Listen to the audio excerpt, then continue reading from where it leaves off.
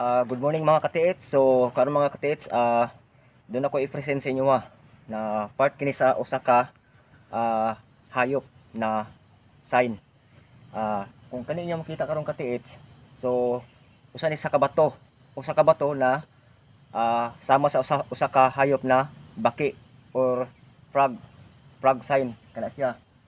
So kana sa mga katiits, so kung inyong mabantayan mga katiits, galingkod ka na siya na baki yang sign, galingkod siya. So pasabot doon na sa point na direksyon kung asa sa nakakuan. So kung atong kuan og kompas naasa sa southwest 180 degrees. So ang iyang directional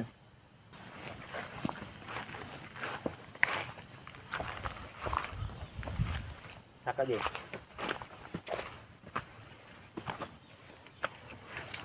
So kini siya mga katiits, kaning hole.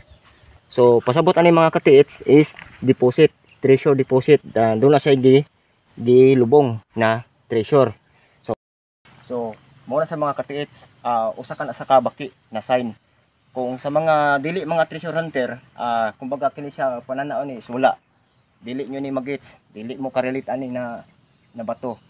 Ang makarelate lang ani mga katiits, katura po mga mahilig o pang treasure hunter o sa abot sa Yamashita treasure. So kana siya. So mao na yang tiil dia na yang kuan tuhod na galingkod siya. So paingon sa dikto. So ang iyang kuan is southwest yang direksyon 180 degrees. Kana siya. So pasabot layo pa ang yang gi point ani. Wala diri sa duol kundi pikas buntod. Possible na iyang gi kuan ani direksyon. So mao nang pag makita nato ni siya, so kailangan ato ni siyang sundan kung mga possible na doon na pati maagian na mga sign o symbols na pwede natong masundan na sad kung asa posible ta mo agi or mahimong guide nato sa atong gipangita na treasure. So kana siya. Kanina ba to ang inyo makita is nature lang yun siya. Nature lang yun kini. Dili yun siya man-made na gituyo yun sa himo na palaka. Kundi kini na ba to na parehag forma sa usa ka baki na naglingkod. So mao ni ang ilang gihimong reference na kung asa nila pwede ilubong o gitago ang ilahang treasure sa Yamashita treasure. So kini siya. So mao lang nila ang gihimong reference.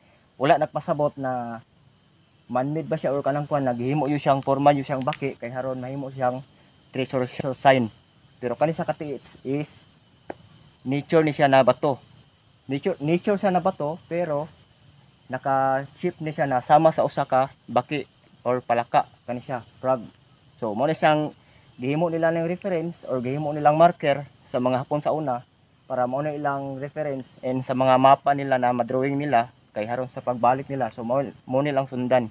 So kanang makita niyo mga bangag-bangag nasa likod mga katiit. So mo na siyang katong mga descendation po sa usa ka baki na kana siya. So ito na siya nakatubang. Ang iyang compass na kuha ni is southwest 180 degrees. Kaya siya, yung directional ani. So mao nang makita nila ni. So kanila ilang sundon dayon para dili sila mawala sa ilang pangita. Okay? So I hope mga katiits na makahatag nig idea sa inyo kung naamoy mga sama ani sa inyong area o site ninyo. So dili ni sa inyo na walay ipasabot na naadiri ang treasure kung dili kuan pa inyo pang pangitaon. So sign lang kini siya o reference na usa ka big stone and then shape siya usa ka palaka or frog kani siya. So directional lang siya. Sign lang sa mga katiits. Okay? So dilang kutob og daghang salamat. Thank you.